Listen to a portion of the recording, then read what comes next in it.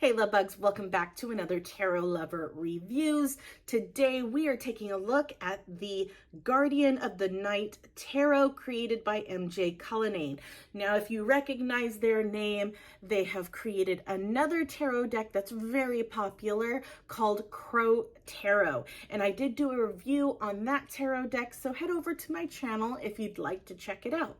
But we are going to talk about the lovely Guardian of the Night Tarot. Now, if you have heard of this tarot deck or you did not even know this tarot deck even existed, hopefully this review and the flip through that comes after helps you to decide on whether or not this tarot deck is right for you. Now, if you want to fast forward to the flip through, take a look at my description. I have all of the cards, all of these suits in chapters to make it easier for you to start where you would like. But right now we are going to talk about the packaging. We're going to talk about the guidebook. We're going to talk about the cards, cardstock, imagery, naming conventions, all that good stuff. So if you're interested in all those details, stick around. If not, feel free to head over to the flip through. But let's go ahead and start with the packaging. So this is what the packaging looks like, and the publisher for this tarot deck is Hay House. So if you want to head over to their website to snag this tarot deck, you definitely can do that, or you can find it online. I believe I got this one on Amazon, if I'm not, if I'm right. I'm pretty sure I got it off of Amazon. But yeah, so this is how the box opens, and this is the interior of the box. Very night scene going on here. And that's the packaging. So let's go ahead and talk about the guidebook. The guidebook is a fantastic sized guidebook. Okay, and there's MJ there. Now, as far as the what is stated within what's stated for each of the cards, right? There is no pictures of the cards with their descriptions next to it, okay? So there is no pictures of the cards in here, which is totally fine. You don't necessarily need it. It's an added bonus when the card is depicted next to the description, but it's not mandatory. You do get tarot spreads within the guidebook, which is always greatly appreciated. And how they go about describing each of these cards, the description of each of the cards in this tarot deck, it's explaining what you are seeing as far as what's depicted on the cards, and then collaborating the meaning of what that card is within the tarot. I enjoy reading the descriptions of each of these cards for this deck. It's very interesting the way that they explain everything for that particular card. I know that doesn't give you too much information, but it's beautiful. It's very beautiful. It's beautiful. So I'm just gonna leave it at that. But yeah, that is the guidebook. So let's get into the cards. So this is what the cards look like on the back. Okay, and I love the fact that regardless whether it's upright or reversed, you can't tell the difference on the back of the cards because it uses the same kind of layout, right? It has a matte finish, very beautiful matte finish, and there is no gloss to it, obviously. Excuse me. The cards are a little bit bigger, okay? So the cards are larger than your typical tarot card. Let me see if I can grab my example here, my Rider-Waite Smith. Okay, so this is your standard tarot card size. Here is the side-by-side comparison. So they are wider cards, maybe a tad bit longer, but for the most part, they are wider cards, but I don't find a problem shuffling this tarot deck. which brings me to the cardstock. Because the cards are a little bit wider, the cardstock's going to be a little bit thicker. So there is some tension when you do, bend the cards, which I don't mind so much. I like my tarot decks to be a little bit on the thicker side when it comes to the cardstock, but not everybody likes that. But I definitely have noticed with cards that are wider or larger than your average tarot card, the cardstock's going to be thicker. And then when the cards are smaller, the cardstock tends to be thinner because of that. Just to kind of compensate for the size of the cards that you're getting, the cardstock will vary, right? So with the cardstock, it is not a Goldilocks type of cardstock.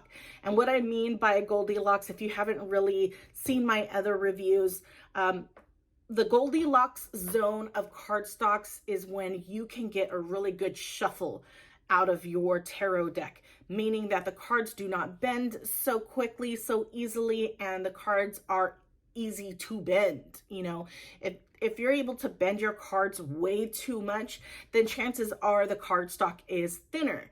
Whereas if you have a hard time bending the cardstock, you get more tension when trying to bend your cardstock, in reference to utilizing a poker style shuffle, okay? It's typically because the cardstock's thicker when you can't really bend the cards.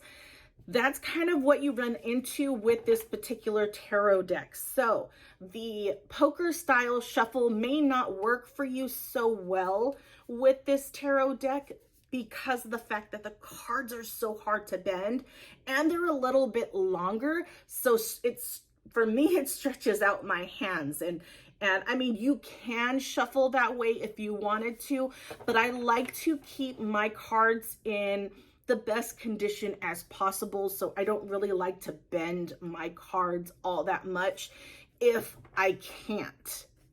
If there's too much tension, I do not want to shuffle my cards in that poker style shuffle because I don't want to ruin my cards. I want them to be able to last the test of time. I am very particular when it comes to that. So with this particular tarot deck, you may have a hard time doing that poker style shuffle, but that doesn't mean you can't do it the other way, which is, another popular is the under over method, right? So that definitely works for this tarot deck. Or if you want to just kind of spread it all over a table and, mix it and stack it back up, you can do it that way. There is no particular way you have to shuffle your cards. I try not to shuffle this way as much because I tend to be forgetful and I end up jabbing the cards into each other, and it makes little indentations on one side of the card and could ruin the border of the cards, and that just kind of irks me. Again, I like to keep my cards in rather good condition. I know it's inevitable. It is the wear and tear of it all, but yeah. So there's that. There's the cardstock. Let's talk about the imagery. So in regards to the imagery, let's back up with the imagery. Let's start with the naming convention first, and then we'll end with the imagery. So the naming convention, I am comparing it to the Rider-Waite-Smith imagery, naming convention.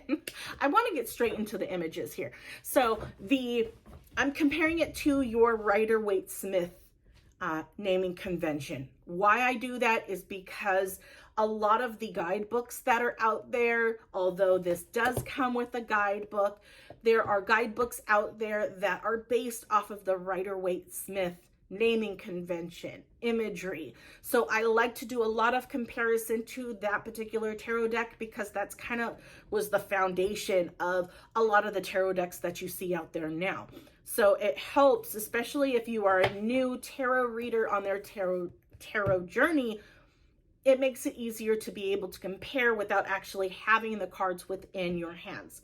Hence why I like to do these particular types of reviews. So naming convention in comparison to a Rider-Waite-Smith tarot deck is exactly the same. All of the major arcana, all of the minor arcana are exactly the same. So swords, wands, pentacles, and cups, all the same. Major arcana, all the same. There's no difference in there, which is fantastic. You can use different, guidebooks and whatnot. So this would be a good tarot deck to utilize if you're starting out. I'm not saying that you have to. I'm not saying that you have to start with the Rider-Waite-Smith tarot deck, though a lot of people do go that route first because it's kind of like the foundation of everything else. But if a tarot deck resonates for you and you feel connected to that tarot deck and it does not look like the Rider-Waite-Smith, you are not obligated to stick with the Rider-Waite-Smith. Go with what you are called to, okay? What you resonate with, because that will make your tarot journey so much more easier because you connect with the cards. It'll be able to allow you to retain and expand and just gain additional knowledge in regards to tarot. So yeah, let's talk about imagery. So imagery compared to the Rider-Waite-Smith, not the same. Mainly because this is an animal tarot deck. So the images that you see within this tarot, are all animals. So you do not get, they look nothing like the Rider-Waite-Smith. I know some creators will try to place the animals in a way where it definitely has some key points or relations to the Rider-Waite-Smith tarot deck, but this one does not. It's all about the animals, and it's just beautiful.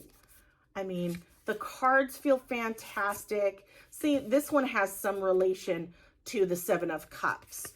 But not all of them will give you that vibe, you know what I mean? Because it's the main point, the focal point is the animals. And I absolutely love the way that she did these animals. It's something about her style when it comes to creating tarot decks, because I love the Crow Tarot as well. And the way that she created each of the images within both of these tarot decks, it's different. It stands out. It makes you want to look at it. It makes you want to use this tarot deck. And I love that. The imagery invokes a feeling. And because you may not know, but again, that's why the guidebook is there. You know what that animal is and what they're capable of, and how they act within the wild, or how they do certain things. You're able to take those key points about that animal and connect it with that particular tarot card it's with, because obviously MJ chose that animal for that particular card. So it just kind of makes the gears in your brain start turning, and really ask yourself, how does this animal correlate with this particular card? What are some key points? What are some key characteristics that makes you think that, or what made you think why do you think MJ chose that? What characteristics of that animal would give you that idea? So that's pretty much what I'm getting at in that case. But yeah, those are all the key points. There is nothing. I have no issues with this tarot deck. It's just, other than the obvious, the cardstock, but the cardstock is thick because of the size of the cards. The size of the cards take a little time to get used to, but it's not a reason why I wouldn't use this tarot deck. There's nothing about this tarot deck that would cause me to not use it. So yeah, I hope that this video, this review has helped you in some way. If it has, please leave a like and check out my channel to see if there are any other tarot decks you might be interested in that I have done a review on. If I have not done a review on a tarot deck that you are interested in, leave a comment down below. Let me know what that tarot deck is. Chances are I may have it already. If not, I will look into getting it and doing a review. But yeah, without further ado, here comes the flip through, and I will talk to you guys later. Bye, guys.